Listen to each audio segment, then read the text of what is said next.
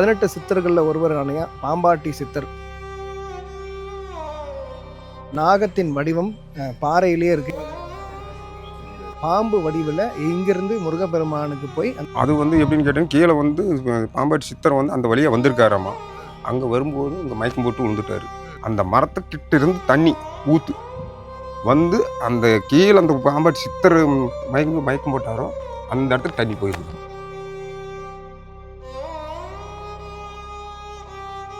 அதாவது முருகப்பெருமானை காத்தாக்கக்கூடியது ஒரே ஆள் தான் இடும்பன், அசூரன். எந்த மலையிலேயும் 3/4 மலையை இடுமனுக்கு கொடுத்திருக்காரு முருகப்பெருமான். மனதால் உண்மை நினைத்து கண் இமை மூடி கண் இமை நான் இறந்தால் என் கண் முன் நீ தோன்ற வேண்டும். முருகனை தூக்க முடியுமா? அப்ப குனிஞ்சு நீ யார் குழந்தாய் கேட்கும் போதுதான் கண்டாயத்தை எடுத்து ஒரே ஆட்டி எல்லா காவடி பன்னீர் பால் கூட எல்லாம் உனக்குதான் நீ விருத்தம் சொந்தம், எனக்கு வந்தா நான் வரமளிப்பேன். அதாவது என்ன நாட்டுனா, முருகப்பெருமான் கோபக்காரர், தேவ குருநாதன், அதாவது தேவலோக குருநாதன். அது அப்பனா இருந்தாலும் சரி சுப்பனா இருந்தாலும் சரி முருகப்பெருமான் தான் சிவனுக்கே குரு. ஆமா, அந்த பொந்துல இப்போது இப்படி முன்னாடி தலையை ஆட்டிச்சு இப்படி சினத்துக்கு சொந்தக்காரர். அதாவது கோபத்துக்கு கடும் கோபத்துக்கு சொந்தக்காரர். அவருக்கு கோபம் முருகன் அழைக்காம யாராலையும் இந்த இதுக்கு வரவும் முடியாது, கொடுக்கவும் மாட்டான். அந்த அதிசயம் கேட்டிங்கன்னா, நான் ரயில்வே ஸ்டேஷன் கீழே இறங்கும் போதே ஒரு யாருன்னே தெரியல, முகமே பார்த்ததில்லை.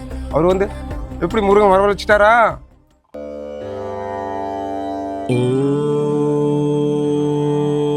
அன்பு நேயர்களுக்கு வணக்கம். ஆன்மீக பயணம் மற்றும் ஆஸ்ட்ராலஜி அண்ட் லைஃப் கைடன்ஸ் சம்பந்தமான வீடியோக்களுக்கு என்னோட யூடியூப் சேனலை சப்ஸ்கிரைப் பண்ணிக்கோங்க. மறக்காமல் பெல் பட்டனையும் ப்ரெஸ் பண்ணிக்கோங்க. அனைவருக்கும் வணக்கம். இன்னைக்கு நம்ம எந்த கோவிலை பற்றி பார்க்க போகிறோம் அப்படின்னு பார்த்தீங்கன்னா, மருதமலை முருகர் கோவிலை தாங்க. இந்த மருதமலை முருகர் கோவில் முருகருடைய 7ஆம் படை வீடாக கருதப்படுது. இந்த மலை கோவிலோட சிறப்புகளும் இந்த கோவிலை பற்றின தகவல்கள் மற்றும் வழிபாட்டு முறைகள், இந்த கோவிலை சுற்றி இருக்கக்கூடிய சில மர்மமான விஷயங்களை பற்றியும் இந்த வீடியோவில் நான் விவரமாக சொல்ல போகிறேன். அதனால் முடிஞ்சால் ஹெட்ஃபோன்ஸ் போட்டுக்கிட்டு இந்த வீடியோவை முழுசாக பாருங்கள். 2025 ஏப்ரல் மாதம் 4ஆம் தேதி இந்த கோவிலோட கும்பாபிஷேகம் நடைபெற இருக்குது. இப்போ நீங்கள் பார்த்துக்கிட்டு இருக்கிற இந்த இடத்துல 165 அடிக்கு முருகர் சிலை வரப்போகுது. நேற்று வெள்ளங்கிரி ஏறினேன், முட்டி உடஞ்சிச்சு. ஸோ அதனால் நான் மருதமலைக்கு பஸ்ஸில் ஏறினேன். இவங்களாம் நடப்பாங்க. இப்போ நாங்கள்லாம் மருதமலைக்கு நடந்து போகிறோம் படிக்கட்டில். கதிரவன் மட்டும் பஸ்ஸில் வரார். திருக்கோவிலோட புனரமைப்பு வேலை நடக்கிறதுனால ஏப்ரல் மாதம் 6ஆம் தேதி வரைக்கும் மலை மேலே வாகனங்கள் அலோவ் பண்ணுறதில்ல. முருகருக்கு பூஜை பொருட்களெல்லாம் வாங்கிட்டு அப்படியே மலை மேலே பயணத்தை ஆரம்பித்தேன். நாங்கள் இன்றைக்கி படிக்கட்டு பாதையில் தான் மலை ஏற போகிறோம். முருகர் மிக மிக சக்தி வாய்ந்த ஒரு தெய்வம். அவர் எப்படின்னா, அவர் என்ன நினைக்கிறாரோ அதை தான் நடத்துவார். கொஞ்சம் கூட கருணை இருக்கும். பட்டு ஒன்று முடிவு பண்ணிட்டாருன்னா, நீங்கள் இப்படி தான் என்னை தரிசனம் பண்ணணும் அப்படின்னு அவர் முடிவு பண்ணால் எந்த விதத்துலையும் நம்ம மாற்ற முடியாது. ஸோ வாங்க நம்ம படியேறி மருதமலை முருகரை தரிசனம் செய்யணும். சிவபெருமானுக்கு எப்படி நந்தி பெருமான் வாகனமோ அதே மாதிரி முருகருக்கு மயில் தான் வாகனம். எப்பயுமே முருகர் கோயிலுக்கு வந்த உடனே மயிலை வழிபாடு பண்ணுறது முதல் வேலையாக இருக்கணும். நேற்று தான் வெள்ளையங்கிரி ஏறி இறங்கணும். நல்ல கால் வலி. பஸ் இருக்குது, மேலே ஏறுறதுக்கு ஒரு ஆளுக்கு 10 ரூபா கேட்குறாங்க. முருகனை படி ஏறி போய் தரிசனம் பண்ணலாம் அப்படின்ட்டு நாங்கள் படி ஏறி போய்கிட்டு இருக்கோம்.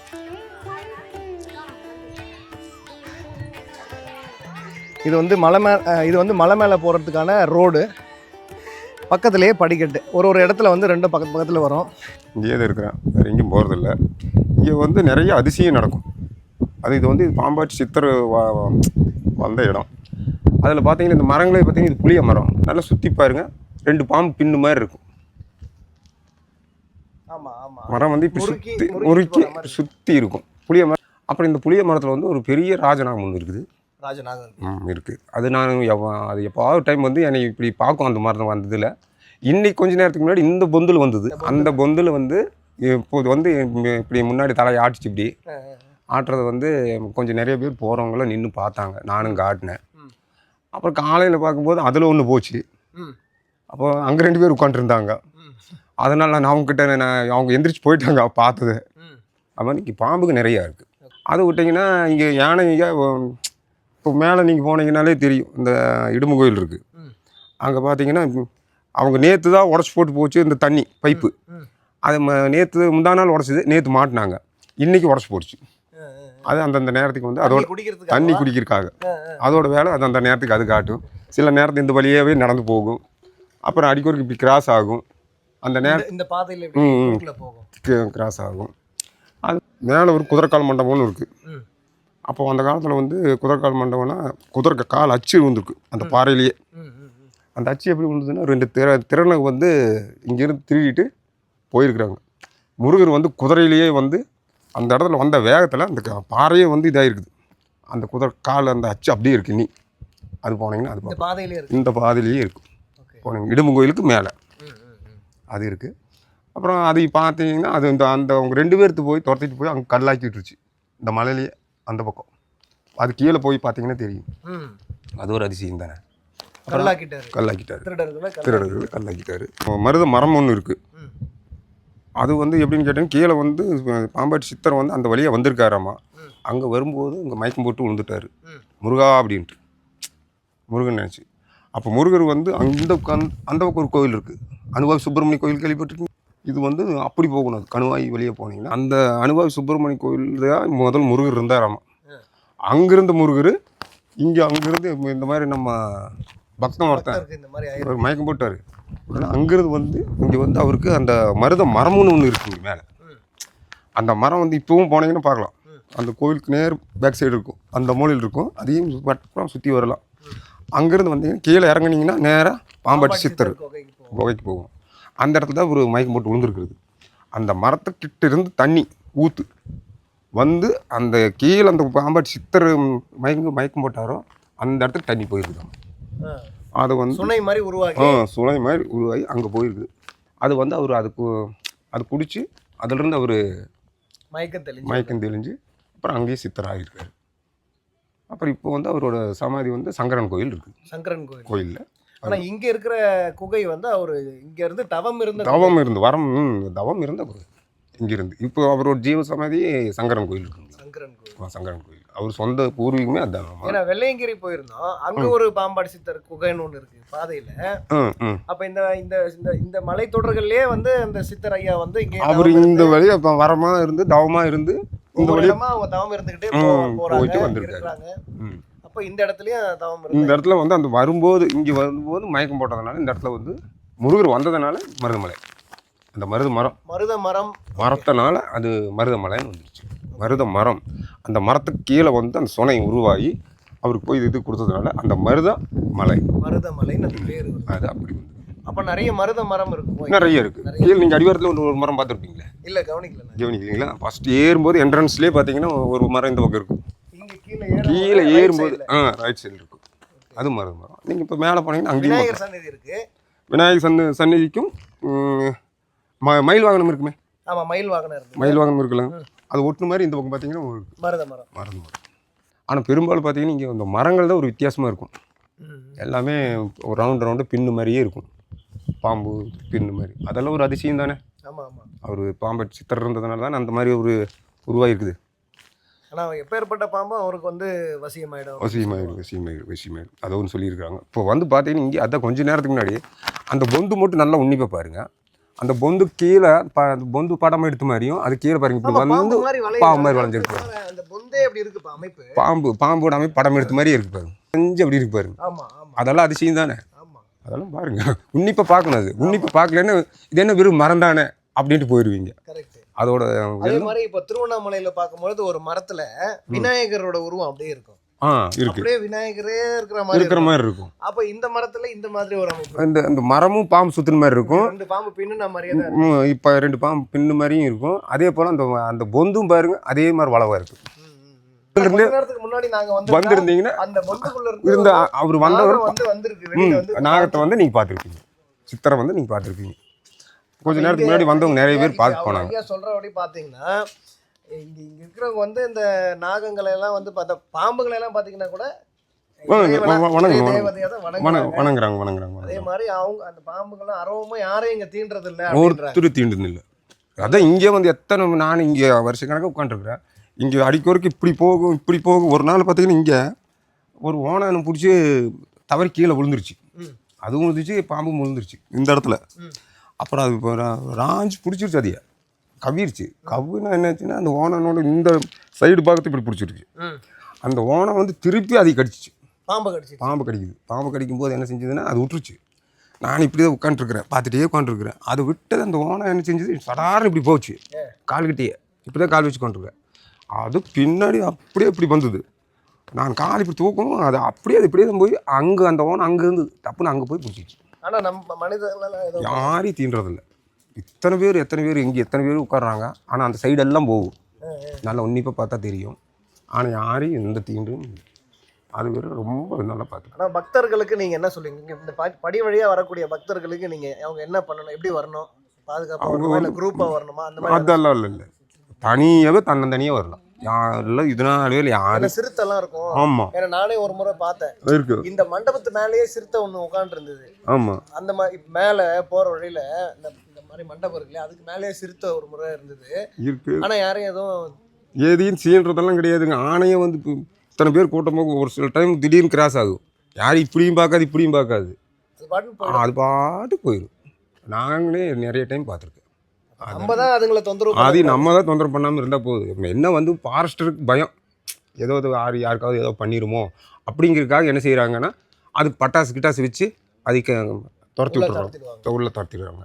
அது வந்து ஃபாரஸ்ட் செய்கிறாங்க. மற்றபடி அது வந்து யாரையும் இந்த நாள் பேரில் எனக்கு தெரிஞ்சு யாரையும் சீழ்ந்து இல்லை.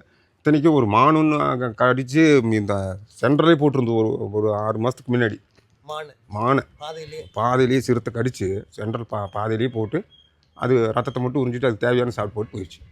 அப்புறம் ஃபாரஸ்ட் வந்து அதை எடுத்து அப்புறப்படுத்திட்டாங்க. இது மாதிரி அதெல்லாம் மற்றபடி விலங்குகள் வந்துடும். நைட்டில் விலங்குகள் வந்துடும். இந்த பாதை வந்து 5 மணியோடு க்ளோஸ். 5 மணியோட க்ளோஸ். 5 மணிக்கு மேலே இந்த வழியாக யாரும் நடமாட்டம் இல்லை. அப்ப 5 மணிக்கு கீழே கேட்டு சாத்திடுவாங்க. இப்ப நான் ஒரு 4:55க்கு வந்தேன்னா கூட மேலே ஏறிடலாம். அது மேலே ஏறுறவங்க மட்டும் ஏறிக்கணும். அதுக்கப்புறம் வந்து மேலேருந்து கீழேருந்து மேலே யாரும் இறக்கல, மேலேருந்து யாரும் கீழே இறங்குறதில்ல, மேலேயும் ஸ்டாப் பண்ணிடுவாங்க 5 மணி வரை. பாதை வந்து பைக்குங்களுக்குலாம் 5 மணி. பைக் வந்து 5 மணி வரையில், அதுவும் 5 மணி தான். அதுவும் காரும் பஸ்ஸு மட்டும் ஒரு 7 மணி. அது ஒரு சரி. இன்னைக்காவது கூட்டம் இருக்குது நீங்கள் பார்த்த அளவுக்கு. ஒரு சில நாட்களில் பார்த்தீங்கன்னா இந்த வழியில் பார்த்தீங்கன்னா இப்படி பார்த்தாலும் ஆளுங்க இருக்காது, இப்படி பார்த்தாலும் ஆளுங்க இருக்காது. தன்னந்தனி நான் ஒரே ஆள் உட்காந்துருக்கேன். எத்தனையோ டைம் மழை பேஞ்சிட்டே இருக்கும், சிலுன்னு போகிற ஒரு இதாக இருக்கும். பார்த்தோம் மங்களா அப்போ ஏற்பட்ட ஒரு இதுலேயும் கூட நான் இப்படியே உட்காந்துருந்துருக்கேன். ஆனால் எந்த மிருகங்களும் எந்த பூச்சி அவரை நினச்சி உட்காந்தோம்னா போதும், அவர் பார்த்துக்கிறாரு. எல்லாம் அவர் தான், எல்லாம் சிவமயம். சிவாய் நம்ம முருகா. மக்கள் வந்து நீங்கள் இந்த பக்கம் வரும்பொழுது ஒரு விஷயத்தையும் நீங்கள் வந்து அட்ரஸ் பண்ணுங்க, நின்று பாருங்க. ஏதோ ஒரு கோவிலுக்கு வந்தோம், வேகமா நம்ம வந்து ஏறிட்டோம், 10 நிமிஷத்துல ஏறினேன், 20 நிமிஷத்துல ஏறினேன் இறங்கினன்றதுல வந்து பலன் கிடையாது. அதுல என்ன புதுமை, நம்மளை சுற்றி நிறைய அற்புதங்கள் இருக்கு. அதுல என்ன புதுமை இருக்கு, என்ன ஏதுங்கிறது தெரிஞ்சு நின்று நிதானமா பார்த்து இந்த மாதிரி நபர்கள் கிட்ட கேட்டீங்கன்னா கூட அவங்க சொல்லுவாங்க. அவங்களா நீங்க போகும்போது கூட்டலாம் சொல்ல மாட்டாங்க, நீங்க கேட்கணும். ஐயா இங்க எதனா அவங்க வந்து சொல்றதுக்கு ரெடி. கேட்டு அதெல்லாம் பார்த்து தெரிஞ்சுக்கலாம். வச்சு சுத்தமான காத்து, இந்த இயற்கை எல்லாம் நீங்க வந்து வாரி மேல பூசிக்கணும். ஒன்றும் இல்லைங்க சாமி. நான் இந்த கால் ஆக்சிடென்ட் ஆகி இங்கே வந்து உட்காரும்போது ஃபர்ஸ்ட் போகிற வடிஞ்சிட்டு இருக்கும். இதெல்லாம் ஒரு புண்ணு போகிற நீர் வடியும். நான் இத்தனைக்கு என்ன ஒன்றும் பண்ணல, முருகன் நினச்சிட்டு தின்னூறு எடுப்பேன், லேஸ் ஒரு பூசிக்கிட்டே அப்படியே உட்காந்துட்டே இருந்து இப்போ சுத்தமாக ஆறி போச்சு. பளிச்சுன்னு இருக்கு பார்த்தீங்களா. இத்தனோடு காயமோ புண்ணோ எது நீர் எதுவுமே இல்லை. அதுக்கு காரணம் என்ன, இந்த காற்றும் இயற்கை, அந்த மருத்துவ குணமுள்ள காற்று. அந்த காற்றும் நம்மளுக்கு இந்த மாதிரி இந்த ஒரு வியாதி இருந்தாலும் கூட குணமாயிடும். உங்களுக்கு ப்ரெஷரு சுகரு அப்படி இப்படி நிறைய சொல்கிறாங்க. அவங்கெல்லாம் ஒரு 10 நாள் 1 மாதம் இங்கே இருந்தாங்கன்னா கிளியர் ஆகிடும். இந்த சித்தர்கள்லாம் வந்து நம்ம காட்டுக்குள்ளே இருக்கிறாங்க, தவம் பண்ணுறாங்க. அந்த காலத்துலலாம் பண்ணிட்டு இருக்கிறாங்க. இப்பயும் ஒரு சிலர்கள் வந்து காட்டுக்குள்ளெல்லாம் ஒரு சிலர் இருக்கிறாங்க. இவங்க வந்து அப்போ இந்த உணவுலாம் எடுக்காமல் காற்றை வந்து அடக்கி அதுலேயே அப்படியே அந்த காற்றுலேயே வந்து அவங்க இது பண்ணிட்டு இருப்பாங்கன்றாங்களே, அதெல்லாம் உண்மை? உண்மை உண்மை உண்மை. இப்போது நமக்கு கிட்டேயே ஒரு ஆள் இருக்காப்புல, குருன்னு கீழே இருப்பாப்புல, அவரு இது பேர் தாடி விட்டுருப்பாப்புல, 3 மாதம் சாப்பிட முடியிருக்கு. வெறும் இந்த தலை இலை இதுக்கு மட்டும் சாப்பிட்டுக்கிட்டு தண்ணியும் கூட குடிக்காம 3 மாதம் இருந்திருக்காரு. இதுக்கு என்ன சொல்கிறீங்க? ஆள் பார்த்தீங்கன்னா ரொம்ப லீனாக இருப்பாப்புல, உடம்பு எதுவுமே இருக்காது, அப்படி இருக்காது. அவரே சொல்லுவார், நானே ஆச்சரியப்படுவேன், இது இப்படி அப்படி முடியுமா சாமி அப்படின்னு. அந்த மாதிரி அவர் வந்துருக்காரு. சில இருக்கிறாங்க, இப்பவும் இருக்காங்க, இல்லாமல் இல்லை. முருகரோட சிறப்பு அதிசயம் அப்படின்னு சொல்ல போனோம்னா, நமக்கு ரொம்ப முடியாது ஏதோ ஒன்று யோசனை பண்ணி பாட்டு உங்களால் ஏதாவது முடியும், எனக்கு இது வேணும், எனக்கு இது நடக்கணும் அப்படின்னு யோசனை பண்ணி ஆசைப்பட்டு ஏதாவது செய்யணும்னு நீங்கள் நினச்சிங்கன்னா இங்கே சிறப்பு. அது உங்களுக்கு இத்தனை நாள் இத்தனை நேரம்னு சொல்ல முடியாது, ஆனால் டக்குன்னு அது நடக்கும். அப்படியே வந்து எனக்கு நிறைய நடந்திருக்கு. நான் அதனால என்ன செய்வேன், நான் விபூதி கொடுப்பேன். அடுத்தவங்களுக்கு நடந்தது என்னன்னு கேட்டிங்கன்னா, ஒருத்தர் வேலை இல்லைன்னு வந்தார். நான் ஜோசியமெல்லாம் சொல்ல மாட்டேன், ஜோசியமெல்லாம் பார்க்க மாட்டேன், அதெல்லாம் எனக்கு தெரியாது. அவங்க யார் கேட்டாலும் எனக்கு தெரிஞ்சதெல்லாம் ஒன்றே ஒன்று, அவர் மேலே பக்தியாக இருந்து அவரை நினச்சி ஒரு விபூதி கொடுக்குறேன். இதை எடுத்து நீங்கள் கொஞ்சம் வச்சு விடுவேன். சில ஆள் கையில் கொடுத்து நீங்கள் வீட்டில் வச்சு, நீங்கள் வேலை இல்லை, இல்லை இது ஒரு வியாதி இருக்குது, இல்லை உடம்பு சரியில்லை, இந்த மாதிரி எதுவாக இருந்தாலும் இதை நீங்கள் எடுத்துகிட்டு போய் நீங்கள் வைங்க. இது கூட நிறைய விபூதி கலக்கி நீங்கள் வீட்டில் டெய்லி காலையில் சாயந்தரம் வச்சுட்டு வாங்க அப்படின்னு சொல்லுவேன். அது கொஞ்ச நாள் அவங்களுக்கு அது நிறைவேறிடும். அப்புறம் வந்து எங்கிட்டயே வந்திருக்காங்க. அப்புறம் சொல்லுவாங்க, இந்த மாதிரி நீங்கள் சொன்னீங்க நடந்ததுன்னுவாங்க. அதை நான் சொல்லி நடக்கல சாமி, அவர்கிட்ட கேட்டேன், அவர் சொன்னார், அவர் தான் ஒன்று நடத்தி வச்சுருக்காரு, எல்லாம் அவரோட சிறப்பு, என்னோடது இல்லை அப்படின்னு சொல்லுவேன். இது என்னோட கருத்து. நீங்கள் வந்து இந்த துறவு வாழ்க்கை வந்து ஏற்றுக்கிட்டு வந்ததா இல்லைன்னா அவர் அழைச்சி வந்தது? அழைச்சி வந்தது. இதுதான் ஒன்று. அவர் அதாவது எப்படின்னு கேட்டிங்கன்னா, நான் வரும்போது வெறும் வெள்ளை வேட்டி வெள்ளை சட்டை தான் போட்டு வந்தேன். அப்போ எனக்கு காவியெல்லாம் கிடையாது. அப்போ ஒரு சூழ்நிலை வரும்போது வந்து உட்காரும்போது கீழே இருந்து மேலே வரல எங்கே உட்கார்றதுன்னு ரொம்ப கூச்சம். என்ன பண்ணுறது, இப்படி உட்கார்றதுன்னு. ஏன்னா எனக்கு மனைவி மக்கள் குழந்தை எல்லாமே இருக்காங்க, ஆனால் சொத்து சுகமும் இருக்குது. ஆனால் அப்படி இருந்து ஒரு அடிபட்ட ஒரே காரணத்துக்காக வீட்டு விட்டு வெளியே வந்துட்டேன். இனி வந்து நம்ம வீட்டுக்கு போய் அவங்களுக்கு தொந்தரவு கொடுக்கக்கூடாது, ஹாஸ்பிட்டலுக்கு போகணும் வரணும், நல்ல செலவு இருக்கும், அவங்களுக்கெல்லாம் கஷ்டமாயிரும், அந்த கஷ்டத்தை நம்ம கொடுக்கக்கூடாது அப்படின்னு நினைக்கும் போது முருகரை தான் நான் சின்ன வயசுலேருந்தே அவரோட தீவிர பக்தன் முருகருக்கு. அப்போ அவருனால தான் நான் பிறந்ததும் கூட ஒரு கணக்கு பார்க்க போனோம்னா.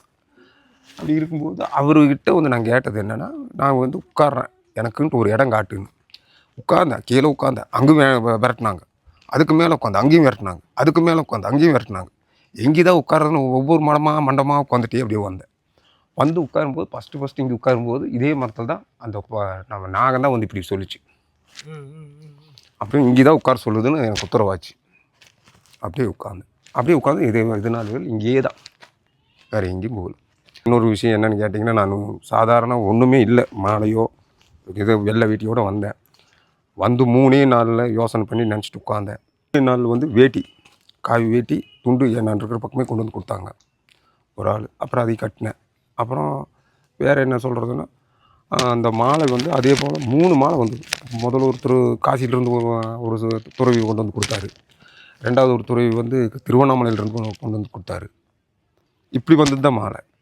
அப்புறம் வந்து எனக்கு தேவை செருப்பு, இந்த செருப்பு திருவண்ணாமலையில் கொடுத்தது. இதுக்கு முன்னாடி இங்கேயே உட்காந்துருக்கும்போது இதே இடத்துல செருப்பும் வந்து கிடச்சிது.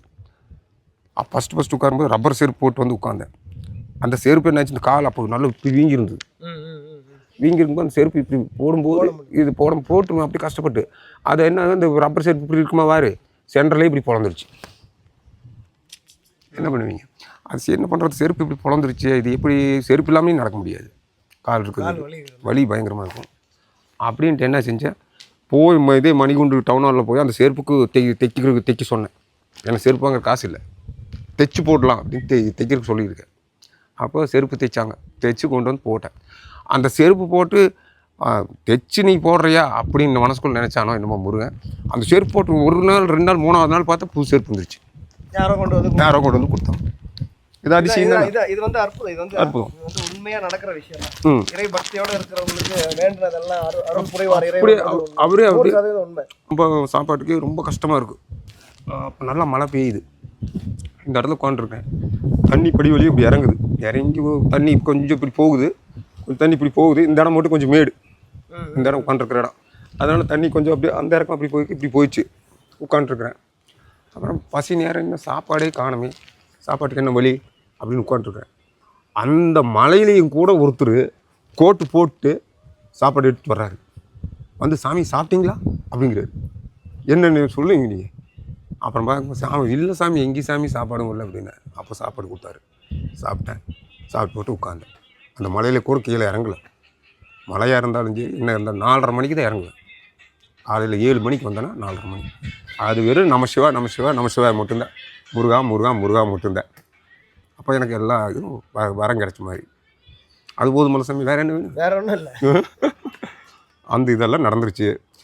இந்த இது இவன் பார்த்து ஆசைப்பட்டு நிறைய பேர் சொல்லியிருக்காங்க, நாங்களும் உங்கள் மாதிரி உங்கள் கூட வந்து உங்கள் மாதிரி இருக்கலான்னு நினைக்கிறோம், ஆனால் எங்களால் முடிய மாட்டேங்குது அப்படின்னு சொல்கிறாங்க.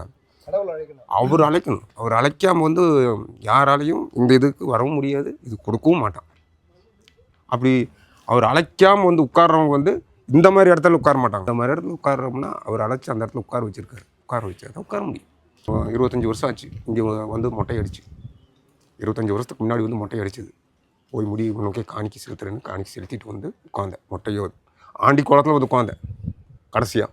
மறுபடியும் பழையபடியே விட்டுருக்கேன். இதெல்லாம் சந்தோஷமாக இருக்குதுல்ல, இதெல்லாம் கேட்க வராதவங்க கூட அதாவது சொல்லி அந்த அது ஒரு பாட்டும் கூட பாட்டிருக்காங்க. மருதமலைக்கு நீங்கள் வந்து பாருங்கள், தீராத விலைகளை தீர்ந்து போகும் அப்படின்னு இல்லை, அந்த பாட்டும் கூட பாருங்க. அதெல்லாம் உண்மை. அது உண்மையாக வந்து நான் இங்கே அனுபவப்பட்டது தான் நான் சொல்கிறேன். ஒரு 10 வருஷத்துக்கு முன்னாடி வந்து முருக பக்தராக தான் நான் வந்து இந்த இறை வழிபாட்டுக்குள்ளே வரேன். அதுக்கு முன்னாடி வரைக்கும் நம்ம ஏதோ சாமி கும்பிட்றோம், ஒரு கோயிலுக்கு போகிறோம், அங்கே இருக்கிற சாமியை வந்து வேண்டுறோம் அப்படின்ற அந்த நிலையில தான் நம்மளோட இறை வழிபாடு இருந்தது. அப்போ 10 வருஷத்துக்கு முன்னாடி தீவிரமாக நம்ம ஒரு பாதையில் இறங்குறோம் அப்படின்னும் போது அது வந்து முருக வழிபாடு தான். உங்களுக்கே தெரியும், முருகர் வழிபாடுக்குள்ளே போனோம்னா சாதாரண விஷயம் கிடையாது. ஏகப்பட்ட சோதனைகள் இருக்கும். சோதனைகள் சாதாரண சோதனை இல்லை. அதாவது என்னென்னா போகிறக்கு ஜட்டிங் கூட இருக்காது. அந்த நிலைமை கொண்டு வந்து ஆண்டி ஆக்கி ஒரு மோசமாக கொண்டு வந்து நிலைக்கு கொடுப்பாரு. எல்லாத்தையும் கொடுத்து கோடி கணக்கில் எல்லாத்தையும் கொடுத்து திருப்பி கொண்டு வந்து இப்ப நீங்க சொன்னீங்கல்ல ஜட்டி இருக்காதுன்னு, அந்த கொண்டு அந்த நிலைக்கு கொண்டு வந்தாரு. இது ஒரு 4 வருஷ காலத்துல அப்படி மேல போய் அப்படி கீழே வந்தாச்சு. அப்பவும் நான் விடல. முருகா பிடிச்ச காலம் நான் விட மாட்டேன். எப்படி விட முடியும்? பிடிச்ச காலம் விடுறது இல்ல. நீ என்ன பண்ணாலும் கொண்டு போய் தள்ளினாலும் நான் உன்னை நம்பி விடுறேன் அப்படின்ற நிலையில இருந்தேன். அதுக்கப்புறம் அவர் என்ன பண்ணாரு, உயர்கதி கொடுக்குறாரு. சிவபெருமானை நோக்கி அவர் வந்து என்ன செலுத்துறாரு. அப்ப என்ன ஆயிடுச்சு, சிவ வழிபாட்டுக்குள்ள போன உடனே சிவனை மிஞ்சி ஒரு தெய்வமும் இல்லை, சிவனே அனைத்தும் சகலமும் அவரே, எல்லாமே அவர் தான் அப்படின்ற நிலைக்குள்ள போயிட்டு இருக்கிறோம். இப்போ அங்கே போகும்போது முருகப்பெருமானை நம்ம அங்கங்கே வரும்பொழுது ஒரு கோயிலுக்கு போகிறோம், முருகரை வழிபாடு பண்ணுறோம், அங்கங்கே நினைச்சு முருகரை வழிபாடு பண்ணுறோம். பட் இருந்தாலும் பெரும்பான்மையாக நம்ம வந்து கும்பிடுற சாமி யாராயிடுறாருன்னா சிவனே தான். இப்போ நாளடைவில் என்ன ஆயிடுது, எங்கே போனாலும் சிவன் கோயில், எப்போனாலும் சிவனோட நாமம், இப்படியே நம்ம சிவபெருமானையே நோக்கி வழிபாடு செய்துட்டு இருக்கிறதுனால இப்போ ரொம்ப நாளாக முருகர் கோயில் பக்கமே போக முடியல. அப்போது அன்னைக்கு முந்த நாளே நாங்கள் இங்கே வரட்டா இருந்தோம். கிளம்பி நாங்கள் சென்னையிலேருந்து வரும்பொழுது நேராக இங்கே வந்து மருதமலையில் முருகர் தரிசனம் பண்ணிட்டு தான் நாங்கள் அடுத்து வெள்ளையங்கிரி போகிறதாவே இருந்தோம். ஆனால் எப்படி பிளான் ஆகிடுச்சுன்னா எங்களுக்கு டிலே ஆகிடுச்சு. வர வழியில் கொஞ்சம் தாமதம் ஆகிட்டு இங்கே 7 மணிக்கு மேலே அலோவ் பண்ண மாட்டாங்கன்னு எங்களுக்கு தெரியறதுனால என்ன பண்ணிட்டோம், இங்கே கோயம்புத்தூர் வரும்போது 8 மணி ஆகிடுச்சு, லேட் ஆயிடுச்சு. அதனால நாங்கள் நேராக வெள்ளையங்கிரிக்கு போயிட்டு அடுத்த நாள் வெள்ளையங்கிரியில் போயிட்டு நாங்கள் ஸ்டே பண்ணுற மாதிரி ஆயிடுச்சு. வெள்ளையங்கிரியில் போயிட்டு நாங்கள் சாமி தரிசனம் பண்ணிட்டு தான் இன்னைக்கு வரோம். கரெக்டாக இன்னைக்கு கீழே வந்து பார்த்தீங்கன்னா கார்லாம் மேலே போகக்கூடாது, 1 மணிக்கு நட சாத்துறாங்க. அப்போ நாங்கள் கீழே வந்த நேரம் 12:30 மணி, 12:15. அப்போ அந்த 12:15 மேலே நாங்கள் வந்து காரை விட்டுட்டு படிக்கட்டில் ஏறினா கூட 1 மணிக்கு நட சாத்திடுவாங்க. அப்போ இது ஒரு தாமதம் தானே.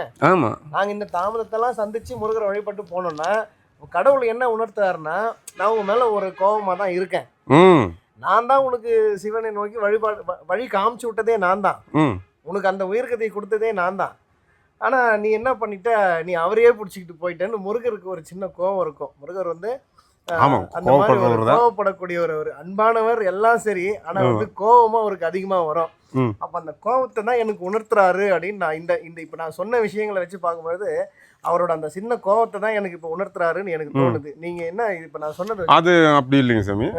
அவர் அந்த மாதிரி எல்லாம் ஒரு இதற்கு அந்த அவ்வளோ தூரம்லாம் இது பண்ணுறது இல்லைங்க. அப்படி பார்த்தீங்கன்னா நான் திருவண்ணாமலையில் போயிருந்தேன், 10 நாள் தான் இருந்தேன். அங்கே இருக்கிறவங்க சொன்னாங்க, எங்கே போனாலும் நீங்கள் இங்கே வந்தே தீர்வீங்க, மறுபடியும் சிவன்கிட்ட வந்துட்டு நீங்கள் திரும்பி முருகன் நோக்கி போக முடியாது அப்படின்னு சொன்னாங்க. 10 நாள் கிரிவல பாதையெல்லாம் சுற்றி எல்லாம் வந்து எல்லாம் முடிச்சுட்டு வந்தேன். வரும்போது சிவனை கும்பிட்டு சிவா நம்ம சிவா நம்ம அங்கே போயிட்டு வரேன், வாங்கிட்டு வந்துடுற போயிடுறேன்ப்பா அப்படின்னு. அந்த அதிசயம் கேட்டிங்கன்னா, நான் ரயில்வே ஸ்டேஷன் கீழே இறங்கும்போதே ஒரு யாருன்னே தெரியல, முகமே பார்த்ததில்லை. அவர் வந்து எப்படி முருகன் வரவழைச்சிட்டாரா அப்படின்ட்டு போகிறாரு. இந்த மட்டும் சொல்லிட்டு போகிறாரு. ஒரே வார்த்தை, எப்படி முருகன் வரவழைச்சிட்டாரா அப்படின்னாங்க. அப்படின்னு என்ன சாமி அப்படின்னு திரும்பி பார்க்குறேன், போயிட்டாரு. இது அதிசயம் தானே? அதிசயம் தான். அதனால அவ்வளோ சீக்கிரம் அவர் அதெல்லாம் நினைக்க மாட்டார். அப்படி வந்து அவருக்கு பிடிச்சி போச்சுன்னா நம்ம எங்கே இருந்தாலும் நம்மளை விட மாட்டார். ஏதோ ஒரு வழியில் வரவழைச்சு இழுத்து பிடிச்சிடுவார். சொல்லல, என்ன திரும்பி பார்க்க வைக்கிறாரு. திரும்ப உனக்கு இந்த உயிர்கதை கொடுத்தேன், நீ எப்ப பாரு நீ அவரே பார்த்து, நான் ஒருத்தர் இருக்கிறேன், உன்னை ஆளாக்குன நான் இருக்கிறேன், நினைக்கணும். அதைதான் சொல்லுவாரு. அதை நினைக்க வைக்கிறதுக்காக தான் இன்னைக்கு அந்த பக்கம் எனக்கு ஏற விடாம தாவத்தாக்கி என்னை இங்க உட்கார வச்சு இருந்துப்பா, என்னை வந்து சந்திக்கணும்னு இருந்திருக்குது. நம்ம பேசுறோம், சந்திக்கணும், பேசணும், இதெல்லாம் நிகழ்த்தி கொடுக்குறாரு. இதுதான் அவருக்கு நேருக்கு நேரெல்லாம் வந்து பேசி சொல்லி இதெல்லாம் பண்ண மாட்டாரு. பஸ்ஸுக்குள்ள கூட போயிட்டுமே. அது பஸ்ல கூட போயிருக்கலாமே. மனசு மாதிரி நாங்க வந்து இதுல வந்திருக்கிறீங்க. அதாவது காசி, ரிஷிகேஷ், பத்ரிநாத், கேதார்நாத் அப்படி பார்த்தீங்கன்னா பூரா பெரிய பெரிய கோயிலுங்க. அது விட்டோம்னா திருவண்ணாமலை, அப்புறம் இந்த தஞ்சாவூர் கோயில், அப்புறம் இங்கே சதுரகிரி, இந்த மாதிரி பூரா பெரிய பெரிய கோயிலுங்க. அப்போ இன்னும் எடுத்துட்டிங்கன்னா அந்த மாதிரி பெரிய பெரிய கோயிலோட விபூதி அனைத்து விபூதி வருவகிட்ட எல்லாம் ஒவ்வொரு படி வாங்கிடுவேன். அது வாங்கினா அதோட பவர் வந்து அதிகமாக கூடி இருக்கும். அப்போ வந்து நம்ம இது வச்சு நம்ம உங்களுக்கு ஒரு காரியம் நடக்கணும் அப்படிங்கும் போது நம்ம அந்த பவரோட அவங்களுக்கு அந்த விபூதி கொடுக்கும்போது நடக்கும், அது அந்த காரியம் நடந்துடும். ஏன்னா விபூதி மாதிரி ஒரு மருந்து வந்து கிடையாது. அது வந்து உணர்ந்தவங்களுக்கு தான் தெரியும். அப்படின்றது ஒரு மருந்து. அது சாதாரணமாக ஒரே இதுன்னு நினைக்கக்கூடாது, வெறும் சாம்பல்னு நினைக்கக்கூடாது. இது வந்து காசி ரிஷிகேஷின்றமெல்லாம் இது யாரோட விபூதி இருக்கணும்? சிவபெருமானும் யார் இருக்குன்னா அந்த இது எல்லாம் எரியுமில்ல. ஆமாம் ஆமாம். சவங்கள், ஒருத்தர் சடலமானது சவங்களை எரித்து அதிலிருந்து வரக்கூடிய சாம்பல். இந்த விபூதி பத்தின ஒரு விஷயம் என்ன, ஒரு முக்கியமான விஷயம்னா, இந்த உலகத்துல இருக்கிற எல்லா படைப்புகளும் எல்லாமே சாம்பல். கடைசியில எல்லாம் நாய், நரி, எல்லாமே மனிதன் உட்பட இவை அனைத்துமே கடைசியா சாம்பல் தான். அப்போ நம்மளுக்குள்ள சூக்குமமா இருக்கக்கூடிய வந்து விபூதி, இதை உணர்த்துறதுக்கு தான் நம்ம எல்லாருமே விபூதி வைக்கிறோம். அப்போ விபூதி வைக்கிறது எப்படி வைக்கிறோம்? பெரும்பாலும் நம்ம வந்து இப்படி எடுத்து இந்த நெற்றியில வந்து வைக்கிறோம். அப்ப இந்த இடத்துல வந்து நம்மளோட அந்த நெற்றிக்கண்ணை வந்து தினந்தோறும் நம்ம தீண்டிக்கிட்டே ஒரு நாள் வந்து அது சிவபெருமான் அவர் அருள் கொடுத்து, அதனாலதான் நம்ம அவர் அருளாலே அவர் தாள் வணங்கி அப்படின்னு சொல்றோம். அப்ப அவர் அருள் கொடுத்து நம்மளுக்கு அந்த நெற்றிக்கண்ணை திறப்பாரு. அதுக்கப்புறம் தான் லைஃப்ல வந்து டோட்டலா ஒரு புதிய டைமென்ஷனே வந்து உருவாகும். அப்பேற்பட்ட விபூதி இப்ப நான் வந்து என்கிட்ட இருக்கிற விபூதி பையில ஐயா கொடுக்கக்கூடிய அத்த ஸ்தலங்களோட விபூதிகளை நான் வந்து என் கையால கொஞ்சம் வாங்கிக்கிறேன். ஓம் நம சிவாய. சிவாய. இது வந்து கொஞ்சம் கலந்தாலே போதும். இது வந்து அந்த சக்தி வந்து அந்த பவர் கூடியது. அது கூட நீங்க எச்சா போட்டு கலக்கிட்டீங்கன்னா அதாவது அப்படியே சேர்ந்துட்டு. சிவாய நம முருகா. இன்னைக்கு நான் கத்துக்கிட்ட பாடம் என்னன்னா, சிவாய நம திருச்சிற்றம்பலம். சரி, முருகர் என்ன சொல்றாரு? சிவாய நம முருகா. நம சிவாய முருகா. நம சிவாய முருகா அப்படி சொல்லுன்றாரு. நான் கத்துக்கிட்டது அது சுருக்கமா ஈஸியா வரும். நம சிவாய முருகா அப்படின்னு நீங்கள் வரும் பட்சத்தில் வந்து உங்களுக்கு ஆட்டோமேட்டிக்காக நீங்கள் எந்த இதில் போனீங்கன்னா அந்த காரியம் உங்களுக்கு வெற்றி அடையும், சென்றுவாங்க. நமசிவாய முருகன். செயல்திறன், ஆற்றல், வீரம், விவேகம் மற்றும் அழகு, அன்பு, பாசம், அருளல் இவை அனைத்தும் செய்யக்கூடிய தெய்வம் முருகப்பெருமான். மலை மீது அமர்ந்திருக்கும் பொழுது அவருக்கு சக்திகள் பல மடங்கு அதிகமாக இருக்கும்.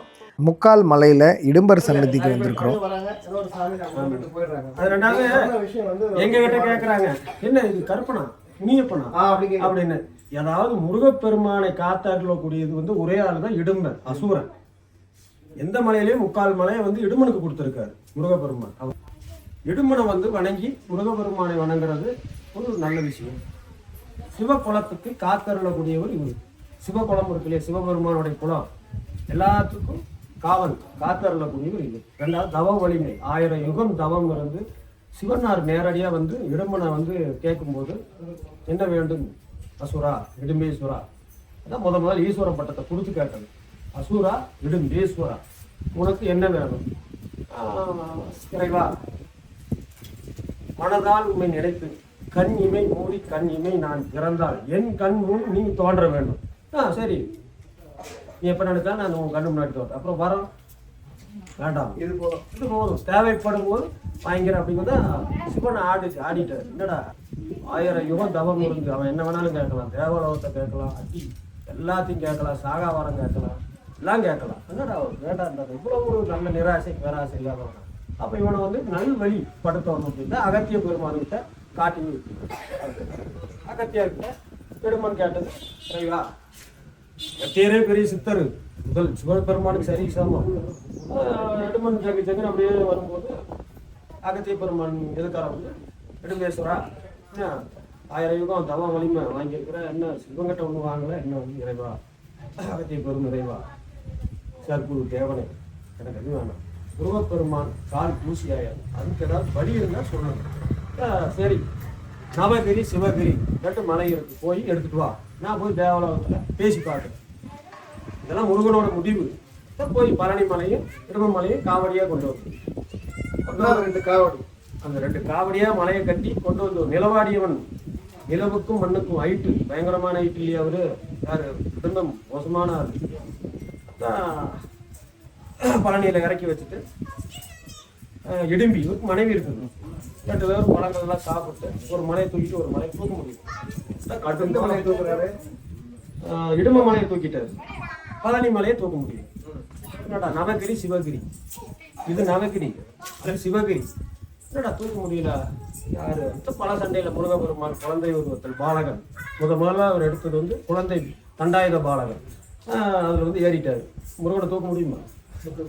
அப்போ குனிஞ்சு நீ யார் குழந்தாய் கேட்டது. கேட்கும்போது தான் தண்டாயத்தை எடுத்து ஒரே ஆட்டி முருகப்பெருமான் கீழே விழுந்தோன்னு இடும்பி பயங்கரமாக கிட்டு நடுங்கி அவர்கிட்ட பாலகன்கிட்ட கேட்டது, இறைவா நீங்கள் யாருன்னு எனக்கு தெரியாது, ஆனால் என்னோட கணவன் அசூரனை டிம்பேஸ்வரனை எவராலும் சாய்க்க முடியாது, ஒரே ஆள் தான் முருகப்பெருமான். அப்போ நீங்கள் யார் இருந்தா பால தண்டாயுதமான காட்சி கொடுத்தது. கொடுத்து இடம்பேஸ்வரி அவளுடைய அசுர குணங்களை எடுக்கிறதுக்காக தான் அவனை தட்டி விட்டுருக்கிறான். அவனுக்கு அசுர குணமெல்லாம் போயிடுச்சு. அவன் வந்து என்னோட தேவ வம்சத்தில் அவனும் வந்து வரமளிக்கக்கூடிய கடவுள், நீ ஒன்றும் பயப்படாத, நீ நீராவியா போ அப்படின்ட்டு. நீராவி தான் பின்னாடி இருக்குல்ல கொடைக்கானல் ரோட்டில் அந்த இடுமன் குளம், அதுதான் இடுமனோட மனைவி. அவங்களுடைய அழுக்கையும் மன அழுக்கையும் தீர்த்து முருகப்பெருமானோட சமத்துவம் அடிச்சுக்கிட்டு அந்த அம்மா வந்து நீராவியா நீ போய்க்கோ அப்படின்னு. இவரை பார்த்தா உடனே திரும்பா முதல் இடுமை வந்து யாருக்கிட்டையும் தண்டாயத்தில் கீழே வச்சதே கிடையாது. ஏன்னா இடுமை தவ வழி அதிகம். ஏன்னா முருகப்பெருமான் மாதிரி வச்சு சர்வ வல்லமை எல்லாத்தையும் கொடுத்துட்டாரு. அப்போ வந்து இவனும் வாய் புத்திரன் தான், ஆஞ்சநேய பெருமான் மாதிரி தான். இவருக்கு வந்து மலை தூக்கும் போது ஆஞ்சநேயர் உதவி பண்ணியிருக்கார், விஷ்ணு பரமாத்மா பிரம்மா எல்லாரும் உதவி, சிவனும் உதவி. அதனால கிருஷ்ணாச்சாரியா, அதாவது கிருஷ்ணனில் சரிபாதியானவர், முருகனில் சரிபாதியானவர். அதே ஆஞ்சநேயர் வாயுபுத்திரன்லையும் சரிபாதியானவர். ஆனா அசுரன், ஆனா எல்லா கடவுள்லையும் சரிபாதி வாங்கிட்டார். நிராசை பேராசை இல்லை எதுலையுமே. 1000 தவத்திலையும் எதுவும் கேட்கல. அதனால வரமளிக்கக்கூடிய எல்லா சக்தியும் உனக்கு இடும்பாயுதனே.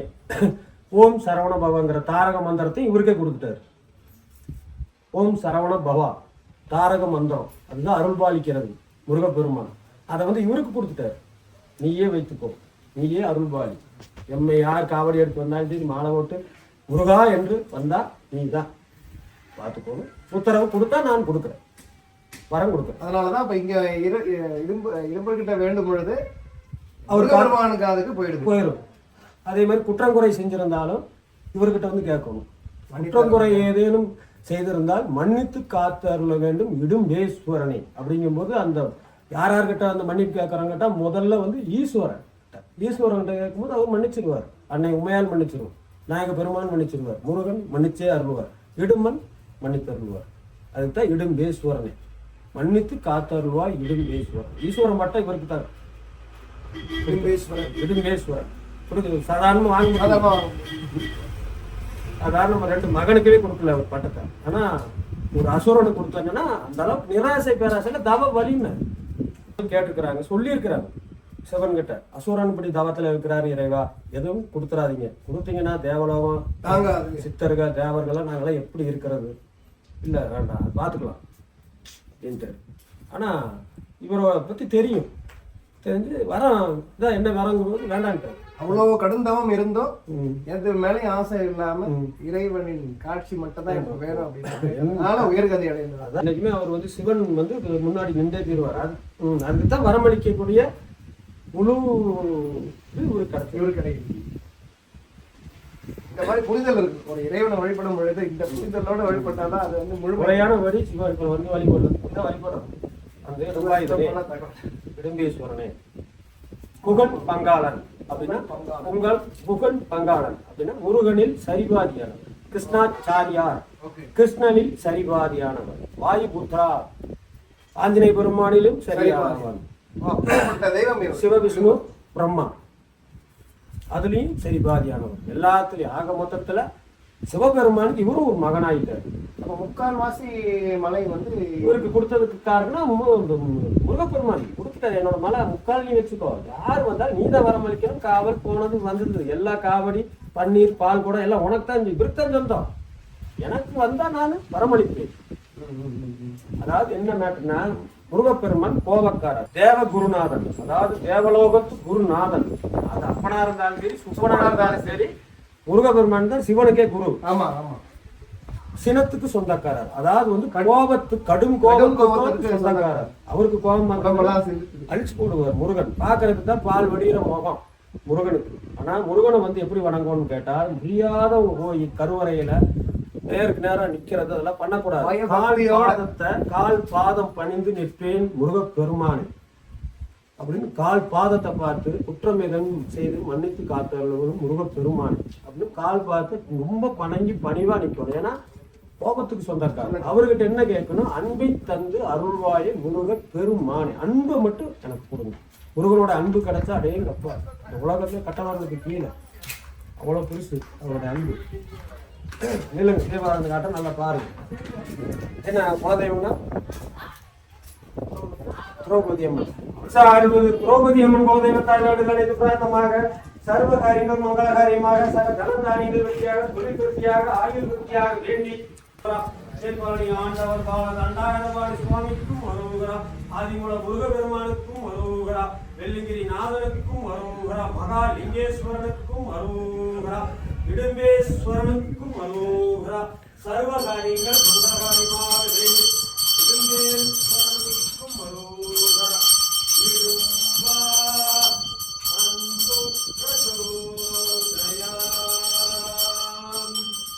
இடும்பா அன்பு பிரச்சோதயா.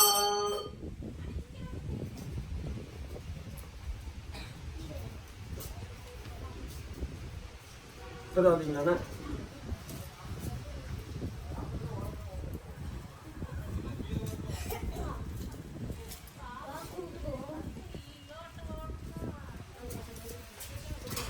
கடகப்பட்டி சித்தர் ஐயா வந்து இந்த இடத்துல உட்காந்து தவம் புரிஞ்சிருக்கிறாரு.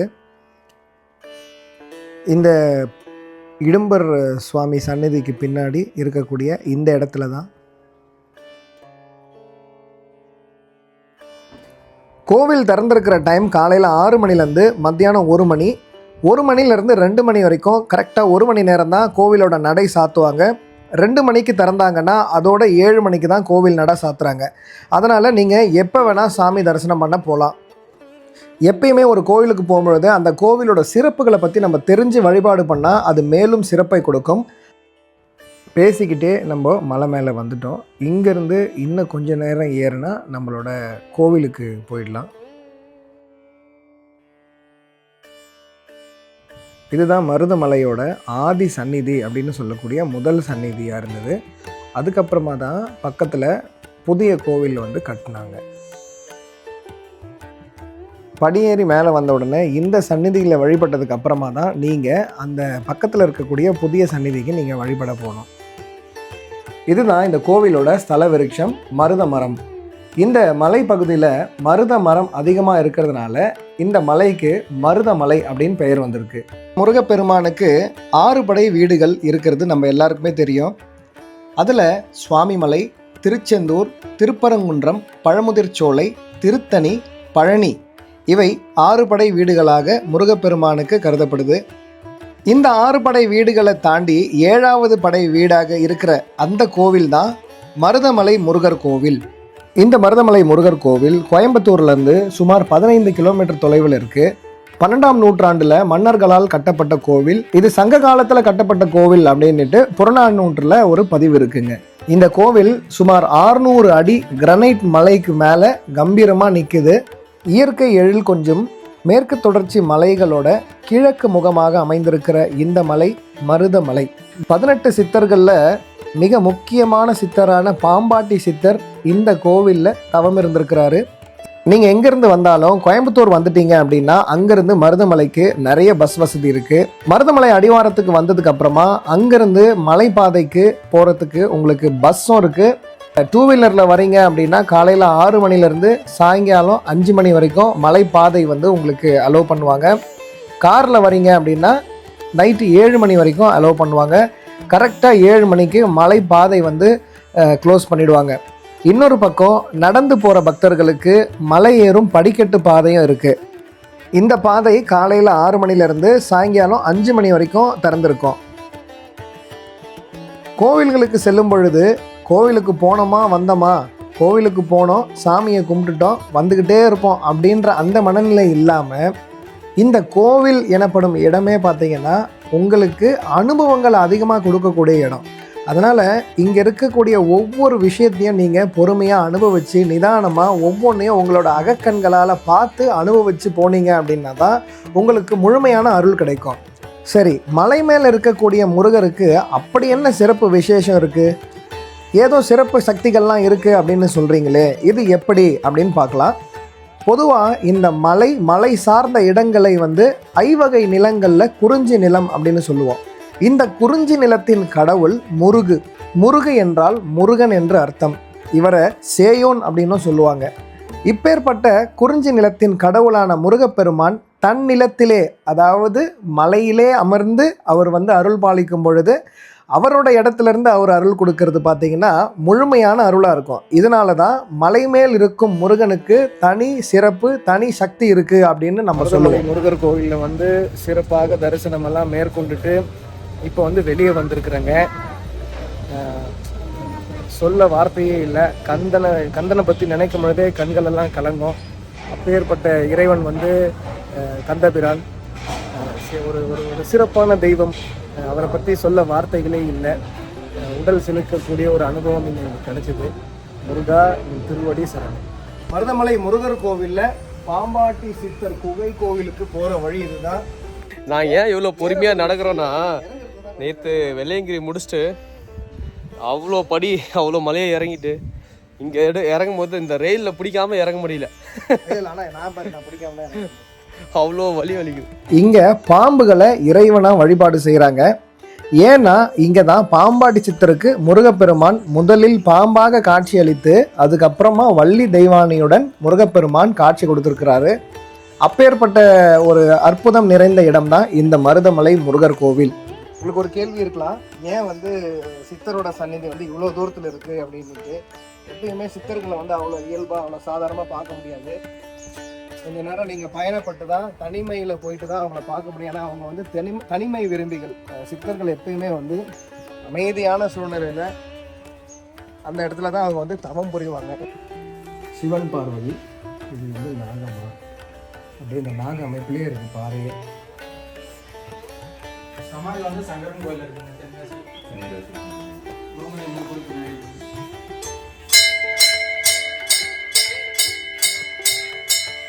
என்ன கேட்டால் இந்த கோவிலில் வழிபாடு செய்கிறதுக்கான சரியான நேரம் எது அப்படின்னு பார்த்தீங்கன்னா, சாயந்தரம் ஒரு 4:30 மணிலேருந்து 7 மணி வரைக்கும் இருக்கக்கூடிய அந்த டைம் தான் இந்த கோவிலில் நீங்கள் வழிபாடு செய்கிறதுக்கு மிக மிக சிறப்பான நேரம்.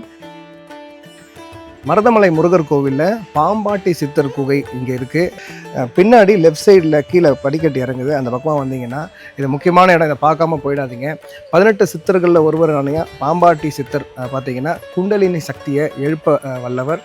அதே மாதிரி இவரோட சந்நிதி குகை வடிவில் தான் இருக்கும். குகை யாரும் பிரதிஷ்டை செய்யாத சுயம்பாக பாறையிலிருந்தே தோன்றின சிவன் பார்வதி. அதே மாதிரி பாம்பு நாகத்தின் வடிவம் பாறையிலே இருக்குது. இது வந்து காண கிடைக்காத ஒரு காட்சி தான். இந்த சந்நிதியிலிருந்து முருகப்பெருமானின் சந்நிதி மலைக்கு மேலே இருக்குது. அந்த சந்நிதிக்கு உள்ளிருந்தே வந்து சுரங்கம் இருக்குது, அதாவது பாதை இருக்குது. இந்த பாதையின் அளவு ரொம்ப சிறிதாக இருக்குமா. அப்போ வந்து சித்தர் பெருமகனார் வந்து அரவ ரூபத்தில் பாம்பு வடிவில் இங்கிருந்து முருகப்பெருமானுக்கு போய் அந்த வழியில் போய் முருகப்பெருமானை தரிசனம் பண்ணிட்டு வருவாராம். இங்கே வந்து நிறைய பாம்புகள் இருக்குமா. அது எல்லாமே வந்து பாம்பாட்டி சித்தரின் பேச்சை மீறாது. அவர் வந்து எல்லா சர்ப்பங்களையும் அடக்கி ஆளக்கூடிய வல்லமை பெற்றவர். அதனால தான் அவருக்கு வந்து பாம்பாட்டி சித்தர் அப்படின்ற பேர். நாங்கள் நிற்கிற இடமே அந்த இடம் தான். இந்த இடம் வந்து நல்ல ஒரு பாசிட்டிவான வைப் இருக்குது. ரொம்ப மன நிறைவாக இருக்குது இந்த இடத்துல நாங்கள் நிற்கிறதுக்கு. கண்டிப்பாக எல்லாரும் வந்து இந்த மாதிரி இடங்களை தரிசனம் பண்ணுங்கள். சித்தர்கள் வந்து இறை நிலையை அடைந்த மகான்கள். அப்பேற்பட்ட மகான்களின் இருப்பிடத்துக்கு வந்து நம்ம நிற்கிறதே வந்து ஒரு பெரிய பாக்கியம். அது அவங்க நம்மளுக்கு கொடுக்குற பாக்கியம் தான். ஸோ இந்த வீடியோவில் நீங்கள் பார்த்துருப்பீங்க, உள்ளே வந்து சந்நிதி இருக்குது பின்னாடி. அதனால் எல்லாரும் தவறாமல் இங்கே வந்து பாம்பாட்டி சித்தர் பெருமானின் மகிமையை நீங்கள் பெற்று செல்லுங்கள். நான் எப்போ கோவிலுக்கு போனாலும் என்னால் எவ்வளோ நேரம் அந்த கோவிலில் இருக்க முடியும் அப்படின்றத மட்டும்தான் நான் யோசிப்பேன். கோவிலில் தரிசனம் முடித்ததுக்கப்புறமா அமைதியான சூழ்நிலையில் கொஞ்ச நேரம் தியானம் பண்ணிவிட்டு அங்கேருந்து நாங்கள் கிளம்ப ஆரம்பித்தோம். கருணையின் கடலே கந்தன், கந்தனை நம்பினோர் கைவிடப்படார். அப்படிப்பட்ட கந்த பிரானை தரிசனம் செய்து முடிச்சுட்டு இங்கேருந்து நாங்கள் மன நிறைவோடு கிளம்பினோம். 5 மணிக்கு வந்து நடைபாதை வழி வந்து க்ளோஸ் பண்ணிடுறாங்க. இந்த வீடியோ உங்களுக்கு பிடிச்சிருந்ததுன்னா கண்டிப்பாக லைக் பண்ணுங்கள், ஷேர் பண்ணுங்கள், உங்களோட கருத்துக்களை கமெண்ட்ஸ் பண்ணுங்கள். மேலும் என்னோட சேனலை நீங்கள் சப்ஸ்கிரைப் பண்ணிக்கோங்க. மீண்டும் அடுத்த வீடியோவில் சந்திக்கலாம்.